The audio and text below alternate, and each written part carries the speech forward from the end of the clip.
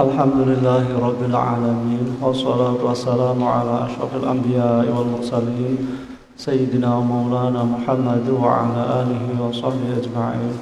Wa la hawla wa la quwwata illa billahil aliyyil azim. Amma ba'd. Al-Fatihah. A'udzu billahi minasyaitonir rajim. Bismillahirrahmanirrahim. Alhamdulillahi Rabbil Alamin. Ar-Rahmanir Rahim. Maliki yaumiddin. Iyyaka na'budu wa iyyaka nasta'in. Ihdinas siratal mustaqim. Siratal ladzina an'amta 'alaihim ghairil maghdubi 'alaihim waladdallin. Rabbi firli wa liwalidayya wal mu'minina amin. Alhamdulillah, walaupun hujan ya, selagi masih diberi kesempatan ya, masih diberi kesehatan, kita pergunakan dengan sebaik-baiknya ya. Di musim-musim seperti ini memang ya kita harus berusaha ya agar tetap fit ya, agar tetap apa? Sehat walafiat. Ya, berdoa semoga diberi anugerah ya, diberi keselamatan, diberi kesejahteraan, keberuntungan ya, dunia dan akhirat ya. Bisa sambil kita mulai, mau ada pemanasan atau langsung ke kitab? Pemanasannya apa? Ya. Jadi sebentar lagi menjelang Ramadan ya. Jadi nanti malam insya Allah nisfu Sya'ban ya. Ya. Dulu itu Siti Aisyah pernah kehilangan Nabi Muhammad SAW karena malam-malam dicari nggak ada. Ternyata ketemunya Nabi sedang sujud ya, lama sekali ya. Setelah bangun, setelah selesai, ternyata bertepatan dengan apa? Nisfu Sya'ban.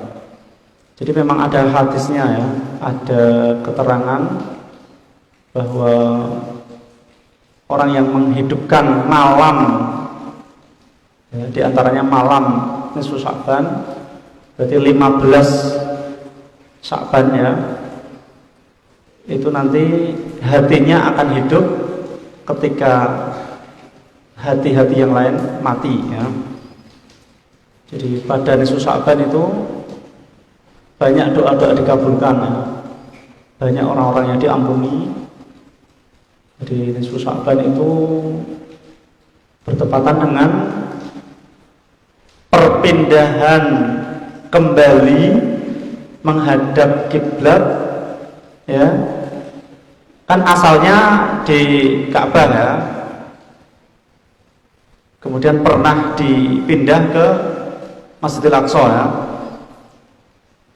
Kemudian karena Nabi Muhammad itu ingin sekali kembali lagi ke Ka'bah, kembali menghadap ke Masjidil Haram ya, itu karena di samping kerinduan Nabi kepada Baitullah ya, kerinduan Nabi kepada menghadap kiblat seperti semula ya. Ya, di samping itu orang-orang Yahudi memperolok-olok ya, wah umat Islam sekarang menghadap ke Baitul Maqdis ya, menghadap ke apa yang telah mereka agung-agungkan ya, Baitul Maqdis ya, orang-orang Yahudi. Dan kemudian Allah itu mengetahui isi hati Nabi dan memperkenankan ya, mengabulkan apa? Hasrat ingin kembali menghadap Masjidil Haram, Ka'bah. Nah, itu terjadi tanggal 15 Sya'ban ya, nisfu Sya'ban. Nah itu waktu itu sholat duhur ya. Yang 2 rakaat menghadap Baitul Maqdis, yang 2 rakaat menghadap Baitullah Ka'bah ya. Nah, makanya saat sholat itu ya, saat turun perintah untuk menghadap Masjidil Haram ya, itu terus masjidnya apa? Dikenal dengan apa? Masjid Kiblatain ya. Jadi masjid di situ saat turun perintah apa? Menghadap kiblat. Jadi dari kiblat Baitul Maqdis ke kiblat Baitullah ya, Masjidil Haram. Nah, ada apa dengan nisfu Sya'ban lagi? Nah, penentuan ya orang-orang yang jatah mati dalam setahun ya. Ya. Dan di situ disebutkan pula ada takdir-takdir ya. Takdir-takdir yang mungkin untuk dirubah ya, takdir-takdir yang mungkin untuk kembali direvisi ya, yaitu pada nisfu Sya'ban itu ya. Jadi nisfu Sya'ban itu 15 Sya'ban malamnya dianjurkan untuk beribadah, siangnya juga beribadah ya. Kalau malam berarti qiyamul lail ya. Kalau siang berarti apa? Syamun nahar. Bengine jungkung ibadah, awane poso ya. Itu sunnah ya. Jadi kalau malamnya untuk ibadah ya biasanya Yasin 3 kali itu ya pada maghrib ya. Dan ada wiridan-wiridan yang lain itu ya. Nah, kalau Nabi Muhammad itu puasa sunnah yang terbanyak itu pada bulan Sya'ban ya. Karena amal ibadah dilaporkan kepada Allah setiap tahun itu pada bulan Sya'ban. Nah, Nabi itu suka kalau waktu pelaporan amal itu dibuat puasa ya. Seperti kalau mingguan itu Senin dan Kamis ya. Itu kan laporan mingguan. Makanya Nabi puasa ya. Di Senin Kamis Nabi suka puasa ya. Nah, kalau setelah tanggal 16 Sya'ban 16 sampai akhir Sya'ban itu malah haram untuk puasa kecuali disambung dengan hari sebelumnya atau sesuai dengan kebiasaan puasanya ya, atau puasa qadha wajib maupun sunnah ya, itu baru boleh ya. Jadi paham ya. Nah, biasanya istri-istri Rasul itu diingatkan ya untuk mengqadha puasa ya, yang kalau perempuan itu kan ada M-nya ya, ada tanggal merahnya ya. Kalau saat menstruasi itu kan yang wajib diqadha puasa, sholat nggak wajib diqadha ya. Secara umum seperti itu. Jadi kadang-kadang sejak Aisyah itu kalau mengqadha puasa Ramadan itu sudah mepet kayak gini ya, bulan Sya'ban ya, baru menyempurnakan yang belum diqadha ya. Jadi mengenai sholat sunnah lah, itu memang kalau secara nama sholat sunnah nisfu Sya'ban memang nggak ada ya. Tapi kalau sholat sunnah biasa, sholat sunnah mutlak yang bertepatan dengan nisfu Sya'ban, lah itu memang dianjurkan ya, dianjurkan. Jadi jangan salah paham ya. Seperti sholat Lailatul Qadar ya nggak ada ya. Tapi sholat sunnah yang nanti untuk menjaring Lailatul Qadar itu memang dianjurkan ya. Jadi jangan salah paham ya. Jadi orang-orang kadang memusuhi orang-orang yang melakukan sholat-sholat sunnah seperti ini ya. Sholat-sholat sunnah pada hari-hari istimewa ya. Tuh, padahal untuk fardhailul amal itu tidak masalah ya. Untuk fardhailul amal melaksanakan hadis ya, walaupun dhaif apalagi sahih ya, itu sangat dianjurkan ya. Ya, kalau hadis dhaif itu tingkatan ya, tingkatan. Yang paling ngeri itu kan yang palsu, yang maudhu. Ya. Tapi selagi tidak palsu, selagi tidak maudhu, itu kan tetap sabda Rasul ya. Jadi yang menentukan klasifikasi sahih hasan dhaif itu kan para ulama ya. Jadi mereka manusia ya. Jadi mereka pun tetap menyatakan ya, para ulama ahli hadis pun tetap menyatakan apa? Jadi seandainya ada hadis sahih pun ya tetap harus berhati-hati ya. Mbok tiba dhaif ya. Sebaliknya hadis dhaif pun ya tetap berhati-hati ya. Mbok menawa ternyata sahih. Karena yang menentukan jarh wa ta'dil itu apa? Juga manusia ya, manusia. Jadi kembali kepada Rasulullah yang bersabda ya, mengenai yang menyampaikan itu urusan lain ya. Yang penting isinya ya, matan hadisnya itu kan tetap sabda Rasulullah ya. Jadi saya sampaikan seperti ini, paham ya? Jadi hadis dhaif pun itu lebih kuat daripada perkataan seorang ahli sekalipun ya, seorang ulama sekalipun ya. Jadi hadis dhaif itu tetap lebih kuat ya daripada sekedar apa? Ucapan bahkan seorang wali pun ya. Ya. Jadi yang penting kita terimalah ya, kita terima. Jadi kalau ada hadis dhaif itu selagi ada dalil pendukung atau berada di bawah naungan hadis yang sahih itu bisa kuat ya. Dan hadis dhaif yang tidak berkenaan dengan tauhid ya, itu pun tidak apa-apa ya, diamalkan tidak masalah. Ya. Kita lanjutkan halaman 46 bawahnya. Wa qala ladawu sapa al-khalalu sakhalal akhbaro ala khabar na ing kita sapa Muhammadun Pak Muhammad ibnu Aliin kang dadi putrane Pak Ali, ibnu Ja'farin kang dadi putrane Pak Ja'far. Di Sakhalal berkata, telah menghabarkan kepada kami Syekh Muhammad bin Ali bin Ja'far anna Ya'qub yang saat temene Pak Ya'qub ibna Bakhtana kang dari putrane Pak Bakhtan iku haddatsa nyeritakake supaya Ya'qub hum ing Muhammad bin Ali bin Ja'far. Jadi Ya'qub bin Bakhtan menceritakan kepada Muhammad bin Ali bin Ja'far.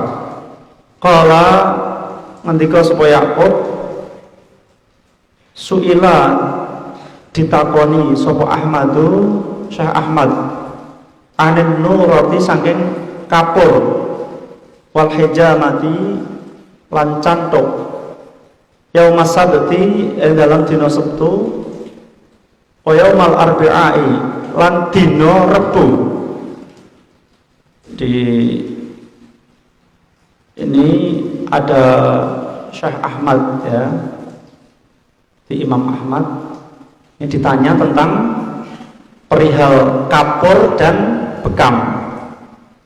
Jadi menggunakan kapur gamping itu loh dan bekam ya pada hari Sabtu dan Rebu. Bagaimana?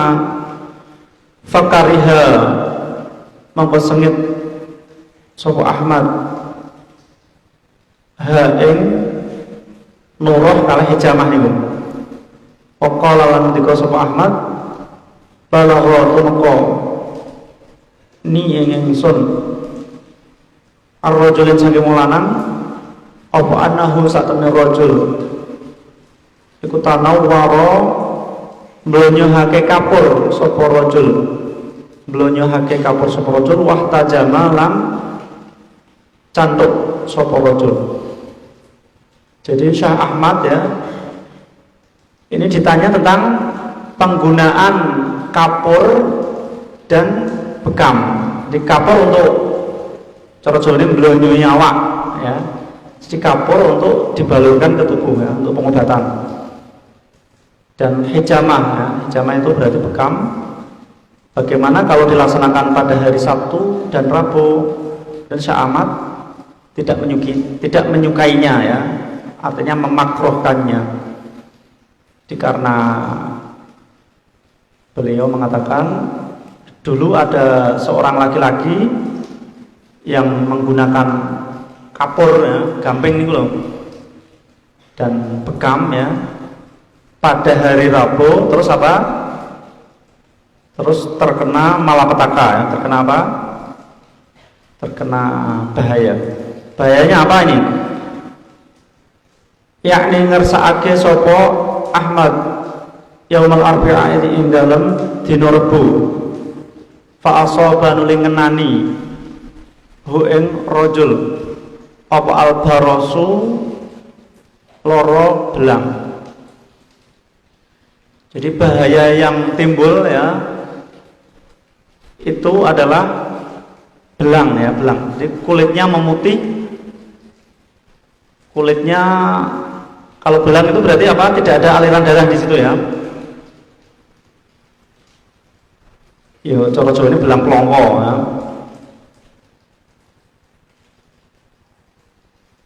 Jadi ada hari-hari tertentu yang dijauhi ya untuk melaksanakan apa? Ritual pengobatan tertentu ya.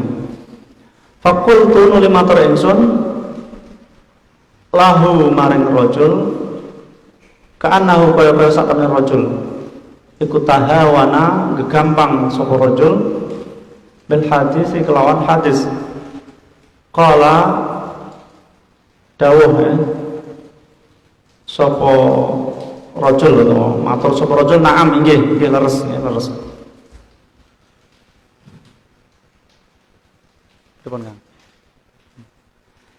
Jadi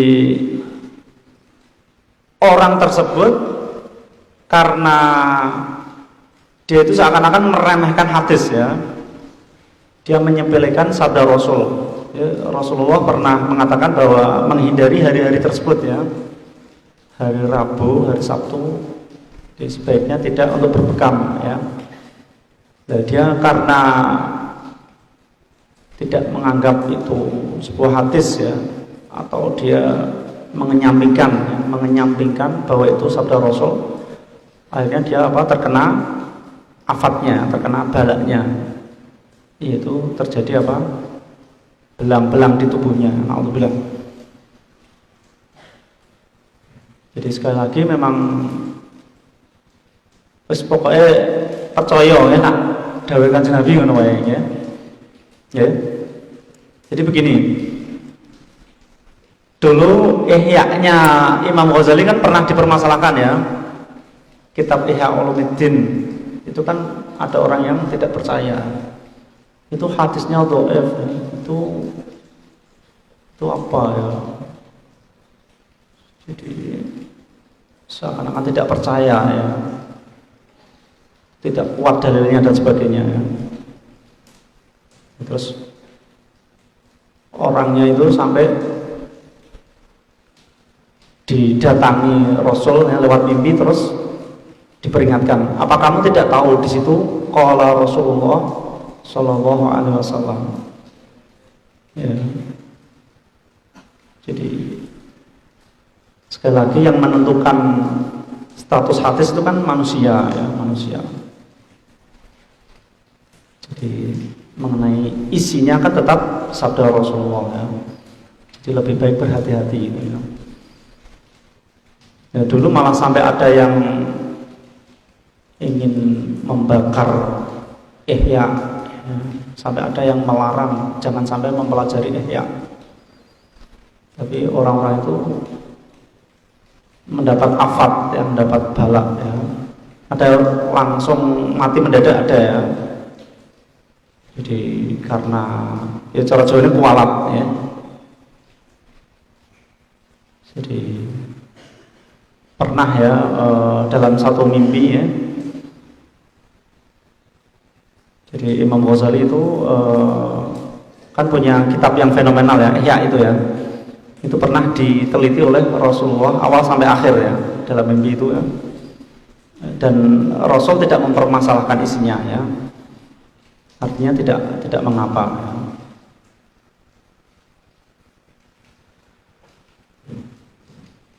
Wa fi kitabin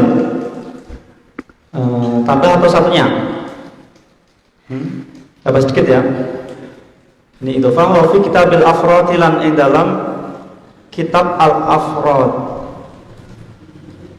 Liddaruqutni kedua Imam Daruqutni min hadisi Nafi' sangking hadise Nafi' qala kita sapa Nafi' qala matur li maring ingsun sapa Abdullah bin Umar, Abdullah putrane Umar ya. Tabayyagha ubah-ubah bi kelawan ingsun apa adamu getih. Jadi Imam Daruqutni ya. Ini dalam kitabnya Al-Afrad ada hadis dari Imam Nafi' ya. Jadi sahabat Abdullah bin Umar ini mengatakan ada darah yang bergejolak ya. Kemudian diperintahkan untuk apa? Berbekam. Fadri mongko amreho siro li maring ingsun hijaman ini ana mawon digawe hujjaman ngoten ya. Tukang cantuk, tukang cantuk. Di hujjam alat wazan fu'al ya. Wala yakun lan ora ana sapa hujjam iku sabiyan bocah cilik wala syaikhan lan ora wong tuwa kabiran kang banget tuwane.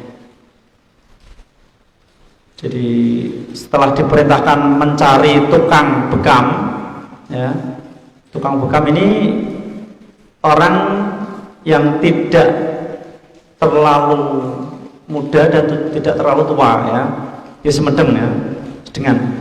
Ini mau satu ingsun, aku sampai itu kurung sapa ingsun Rasulullah ing Kanjeng Rasulullah sallallahu alaihi wasallam. Aku hale dawuh sapa Rasul al-hijamatu utawi cantuk iku tazidu nambahi apa hijamah al-hafidha ing wong kang apal apane hifdzan apalane wal aqilalan wong kang duweni akal apane akalan akale. Jadi sahabat Abdullah bin Umar ini mengatakan aku mendengar Rasulullah Shallallahu Alaihi Wasallam bersabda bekam itu bisa menambah hafalan orang yang hafal, bisa menambah cerdas orang yang berakal ya. Jadi bekam itu punya manfaat banyak sekali ya, di samping menyembuhkan penyakit, mencegah penyakit. Nah, di sini ada faedah lain, bisa memperkuat hafalan ya, bisa apa? Mempertajam akal ya. Fahtajimu mongko candoo sira kabeh Bismillahi ing atase asmaul Allah taala. Di Rasul memerintahkan ya, maka berbekamlah kalian atas nama Allah Subhanahu wa taala. Jadi bekam itu tetap baik ya, baik. Jadi sekali lagi kalau ada ketentuan dari Allah, dari Rasulullah ya, berarti kita ikuti saja ya. Kalau tidak ada ketentuan lah, berarti kita ya hanya sekedar pengetahuan, nggak apa-apa lah ya, hanya sekedar pengetahuan. Nah, sekarang orang kalau mempertanyakan ya, kadang orang kan memberi ijazah ya. Ijazah itu kadang-kadang dipersoalkan ya, didalile ya. Nabi kok nglakoni ya, sahabat kok ana sing nglakoni. Nah, jadi harus hati-hati ya. Jadi kalau dalam Qur'annya saja sudah jelas ya. Ilmu Allah yang tertulis itu kan lebih sedikit daripada yang tidak tertulis ya. Jadi seandainya lautan menjadi tinta, seandainya pohon-pohon dibuat untuk pena ya, untuk menulis, nanti semua sudah habis, masih banyak ilmu Allah yang belum tertulis ya. Ya. Jadi seperti kalau dalam hadis itu ya, kalau sahabat Abu Hurairah kemarin kan saya jelaskan bahwa periwayat hadis terbanyak ya untuk sahabat ya. Nah, sahabat Abu Hurairah itu mengatakan separuh sudah saya sampaikan semua, lah yang separuh ini tidak saya sampaikan semua ya, karena lebih banyak ya, lebih banyak ya. Jadi ada sebagian, lah ini yang harus disampaikan dan sudah disampaikan semua, dan ada sebagian lagi yang apa, tidak bisa disampaikan ya, karena ada banyak sekali ya, banyak sekali apa, hal-hal yang tidak memungkinkan ya. Dan kalau ijazah itu bisa jadi dari mimpi ya, mimpi mungkin ketemu Rasul ya, atau ketemu para sahabat, para wali bisa ya, atau lewat firasat ya, firasat, atau lewat kasyaf ya. Jadi dia bisa melihat ya tanpa tabir ya. Jadi terbuka untuknya apa? Tabir alam gaib ya, sehingga bisa tembus ya, tembus pandang, tembus pendengaran ya. Ya. Atau mungkin bisa dari ketemu Nabi Khidir, mungkin saja ya, mungkin saja ya. Ya, jadi jangan sedikit-sedikit dalil ya, sedikit-sedikit apa, mana Qur'annya, mana hadisnya. Jadi, ilmu Allah itu sangat luas ya. Sekali lagi kalau memang yang pakem itu Quran dan hadis itu yang pakem ya. Untuk yang lain itu juga kuat ya. Jadi tidak perlu diragukan, tidak perlu disangsikan. Kita lanjut. Al-Mawa'il.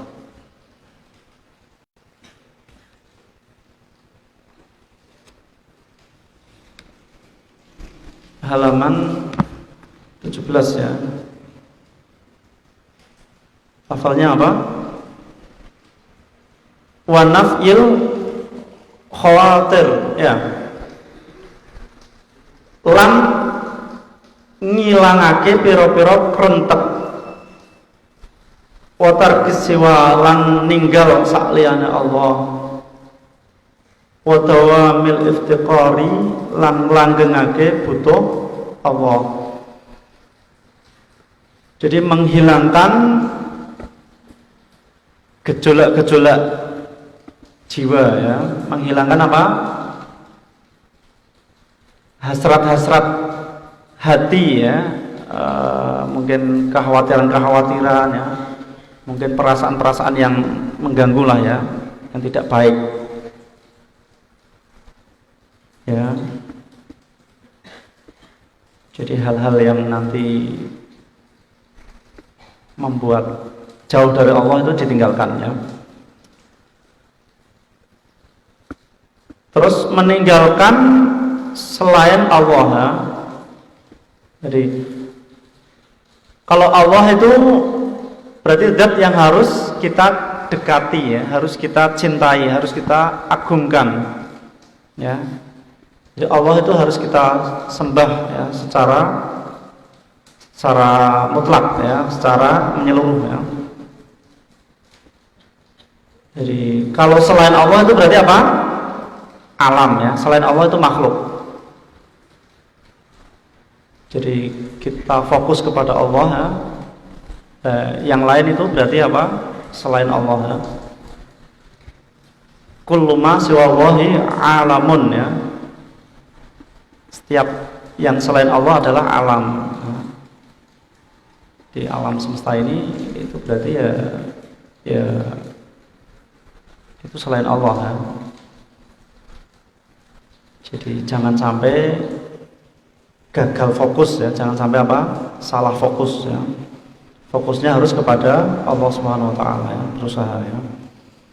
Ya itu diperlukan guru pembimbing ya, diperlukan apa? Seorang masyayikh ya, seorang syekh ya, atau jamaknya masyayikh. Terus dawamil iftiqar, langgengi butuh marang Allah ya. Jadi harus senantiasa merasa butuh kepada Allah ya, tidak kepada yang lain ya. Jadi merasa fakir ya. Jadi amat sangat membutuhkan Allah Subhanahu wa taala. Jadi kalau orang bisa punya perasaan seperti ini ya nanti akan bisa semakin dekat ya. Doanya juga mudah terkabul ya. Jadi keadaannya apa? Pasti diperhatikan oleh Allah Subhanahu wa taala. Wal iltija ilan ngungsi ilallahi maring Allah azza halimul sapa Allah wa jalalan maha agung sapa Allah. Wal ikhlasilan ikhlas fi kulli halin ing dalam saben-saben tingkah. Di kita mengungsi ya kehadirat Allah Subhanahu wa taala, meminta pertolongan ya, meminta apa? Perlindungan. Kita bersandar kepada Allah Subhanahu wa taala ya. Jadi makhluk itu tidak punya kekuasaan, tidak punya kekuatan, tidak punya kemampuan apa-apa ya. Jadi hanya Allah yang punya segalanya ya. Dan ikhlas dalam segala hal ya, ikhlas dalam segala apapun ya. Ya, ngaji yo ikhlas ya. Ibadah apa wae yo ikhlas. Ikhlas itu murni ya. Murni itu ya untuk Allah ya, tidak untuk yang lain. Jadi dipersembahkan untuk Allah ya. Yang mendorong ya Allah ya, tidak yang lain. Tidak karena dorongan hawa nafsu, tidak karena apa? Hal-hal keduniawian atau keakhiratan sekalipun ya. Jadi nak ngibadah, nak nglakoni apa wae ora krana iming-iming nggih. Ya, tidak karena terpengaruh apa? Pujian ya, tidak terpengaruh apa? Balasan, pahala, tidak terpengaruh mungkin surga neraka dan sebagainya ya. Tambah sedikit faedah takhallaqa mongko nalikane gawe pakerti sapa al-muridu murid bihadil akhlaqi kelawan iki pira-pira pakerti ya taqarrabu mongko marek sapa muridnya biha kelawan hadhi ila Allah marek Allah taala wa rasulihi lan utusane Allah. Jadi jika seseorang yang menginginkan dekat kepada Allah dengan menggunakan akhlaknya ya, maka akan bisa dekat kepada Allah dan Rasulnya. Fatasulu mongko hasil lahu kedua murid apa sa'adatu bejo fitaraini ing dalam donya lan akhirat. Jadi kalau orang bisa berakhlak dengan akhlak yang baik, bisa dekat kepada Allah dan Rasulnya, berarti dia mendapatkan keberuntungan, kebahagiaan dunia dan akhirat. Saya kira cukup, semoga bermanfaat. Wassalamualaikum warahmatullahi wabarakatuh.